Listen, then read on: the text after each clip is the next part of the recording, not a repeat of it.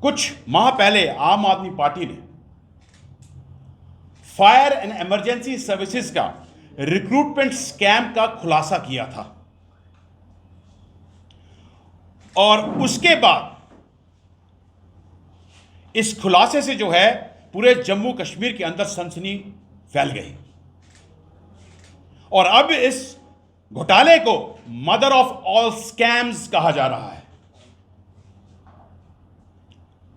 अगर थोड़ा इसकी पृष्ठभूमि में जाएं तो मैं आपको बताना चाहता हूं 2013 में 696 posts department recruitment board fire and emergency services द्वारा नोटिफाई हुई 2013 में, जिसमें फायरमैन और फायरमैन ड्राइवर्स के पदों के प्रति नियुक्ति होनी थी और पूरी प्रक्रिया को संपन्न होने में 7 साल से ज्यादा लगे।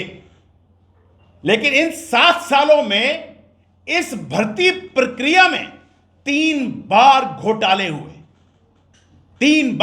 हुए और सबसे बड़ा घोटाला 2020 की परीक्षा में आया, क्योंकि बहुत सारे जो एग्रीव्ड एस्पिरेंट्स थे वो हाई कोर्ट में गए और हाई कोर्ट ने डायरेक्शंस देते हुए एग्जाम्स को रिकंडक्ट कराने का फैसला लिया। और जब 19 सितंबर 2020 में फायर एंड इमरजेंसी सर्विसेज के 696 पदों के लिए एग्जाम की घोषणा हुई, साथियों 19 सितंबर यानी एक दिन पहले पेपर लीक होता है कश्मीर के अंदर।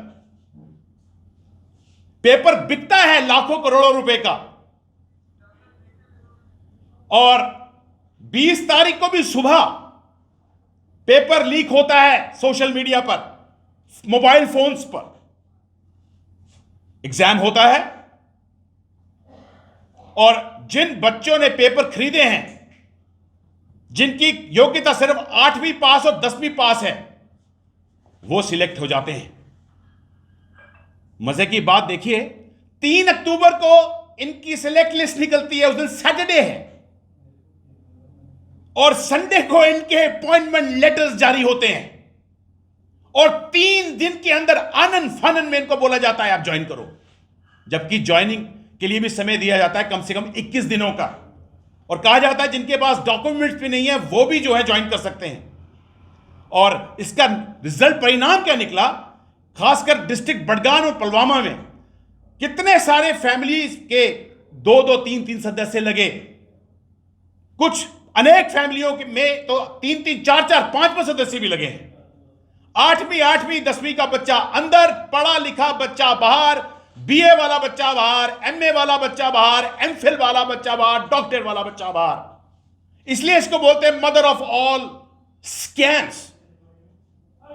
और उसके बाद जब हमने इसका खुलासा किया था तो जितने भी फायर एंड इमरजेंसी के एग्रीव्ड एस्पिरेंट्स हैं उन्होंने जम्मू और कश्मीर डिवीजन में लगातार प्रोटेस्ट शुरू कर दिए। अभी शनिवार को भी उनका प्रोटेस्ट होगा, इस शनिवार और एतवार को।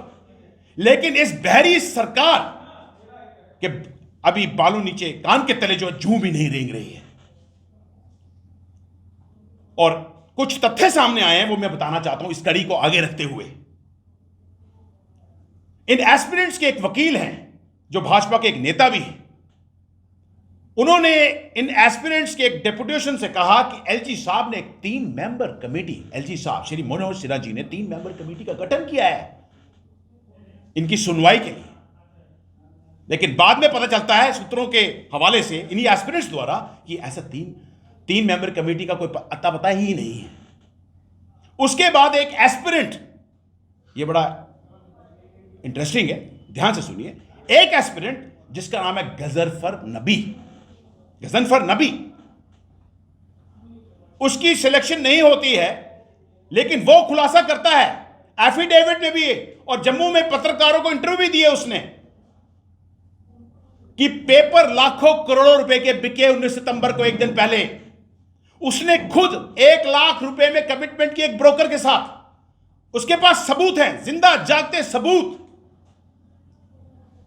लेकिन सरकार के तो कान जैसे बहरे हो चुके। अब आज ही हमें एक और इंफॉर्मेशन मिली है कि गजनफर नबी के घर में जिस ब्रोकर से उसने डील की थी उसके घर में उसने तमाशा किया और उसको जान से मारने की धमकी भी दी है। यहां तक चला गया यह केस। मैं चीफ सेक्रेटरी साहब से पूछना चाहता हूं, कुछ महीने पहले आप ही ने कहा था कि जिन इम्तिहानों में धांधली पाई जाएगी उसके खिलाफ सीबीआई इंक्वायरी होगी और योग्यता के मापदंड पर नियुक्ति की जाएंगी। कहां है योग्यता का मापदंड, मैं पूछना चाहता हूं इनको। फिर एलजी साहब ने 2 दिन पहले अभी कहा विजिलेंस अवेयरनेस वीक में कि जम्मू कश्मीर को हम भ्रष्टाचार मुक्त करेंगे और जो लोग भ्रष्टाचार में लिप्त होंगे उनके खिलाफ सख्त कार्रवाई होगी। एलजी साहब, कार्रवाई करने का समय आ गया। कब होगी कार्रवाई? इन इम्तिहानों से ऐसा लग रहा है कि ये कहीं ऑफिसर, पॉलिटिशियन और एजेंसी का नेक्सस है, एक गठजोड़ है। टेक वन अब आपके व्हाट्सएप पर। व्हाट्सएप करिए हाय 9728253663 पर।